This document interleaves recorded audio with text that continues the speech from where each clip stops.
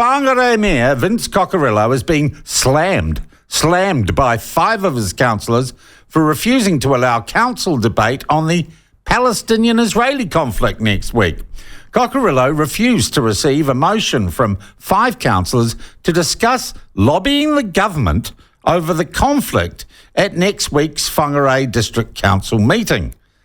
He also refused to accept a 1,000-plus signature from the Palestinian Solidarity Network of Whangarei, which must be an offshoot of the grifting private funding thing that John Minto's got going, where he asks people for money and it goes into a bank account that he holds.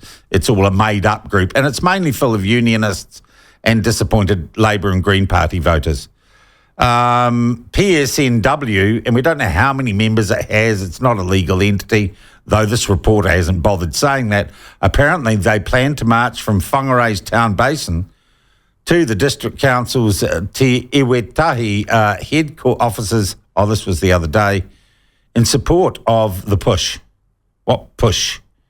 And Palestinian lefty agitator spokesperson Tim Howard said, and I put that lefty agitator thing in myself, said the mayor's refusal was an affront to the democratic process. People from 18 local businesses and community groups had also submitted to the councils on the matter at the same time, he said. All right, well, there's the background to it. And I just thought, I'll be honest, I'll declare my interest here. I thought, what a bloody sensible decision. And we've seen places like Dunedin, and I'm sure the people in Gaza are just hanging on every word of the Dunedin City Council to say, oh, what's happening is bad, we support River to the Sea and all that rubbish. But Whangarei Council said no. Why? We are joined now by their mayor, Vince Cocurullo. Vince, good morning. If you don't mind me calling me you Vince, good morning to you. Good morning, Sean. Yes, I have no problem with that. How are you going this morning? Very well, thank you. Why don't you think that your council should discuss a conflict half a world away? Well, in simple terms, Sean, it's not actually related to council business. What do you mean? Can't you say something about everything? Well, you could, but then you're wasting council staff time. It's at the end of the day, you're dealing with the infrastructure. That's what council's been put in place for, to look after the infrastructure of the district, make sure the district stays going, and to keep people safe. The only way to do that is to focus on what you've got to do. Haven't you got a little bit of time left over for some woke virtue signalling? Look, Sean, I've taken quite a strong stance on this. I've basically said, well, look, this is what the Local Government Act says. We must focus on that. That is our job, that is our duty, and that's as simple as that. Okay. What do you know about this group, Palestinian Support Network Whangarei?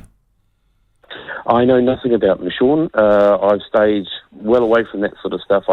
I really am just trying to make sure that Northland's or Whangarei's infrastructure stays going, and that's number one focus for me. And boy, is that a focus right now, given the stuff that's been going on with the pylons and things. Absolutely, and also the highway coming into Northland. You know, these things are major things for Northland. All right. The councillors who are all upset have slammed you. Has anyone picked you up and slammed you, Vince? Because that word is used quite a lot, slammed. So you actually haven't been slammed, have you? No. You've been criticised? Yep, publicly criticised. Okay. Cool. By Carol Peters, Nicholas Connor, Deb Harding, Patrick Holmes and Phoenix Ruka, are they all... Where do they sit politically? Are they your political opponents? Oh, look, Sean, I don't see people as political opponents inside council. One of the big things with me is I always allow people to have their view. They're more than happy to have their view. Whether they're left, right or in between makes no difference to me. The key is that they have healthy discussions and understand what the actual requirement of being on council is about. You must be upset, though, that Carol Peters, who's a QSM and a councillor, she's very angry and shocked. She feels that the democratic right to discuss the points in the notice of motion should be allowed. Yes, she does, and she has allowed that opinion. However, when you put it against the Acts, it doesn't comply. even if it did comply, would a bunch of councillors in Whangarei talking about the Israeli-Gaza conflict, would that have any effect on actually what happens there? Or you telling the government that you don't like what they're doing? It's just hard to see. I mean, and it's no disrespect to the body that you represent as mayor, but you guys haven't got that much pull, have you? Look, Sean, it's one of those things. We can't speculate of what the government would do. However, from my understanding, it would mean nothing towards central government or even to what's happening over in Israel and Palestine. Mm.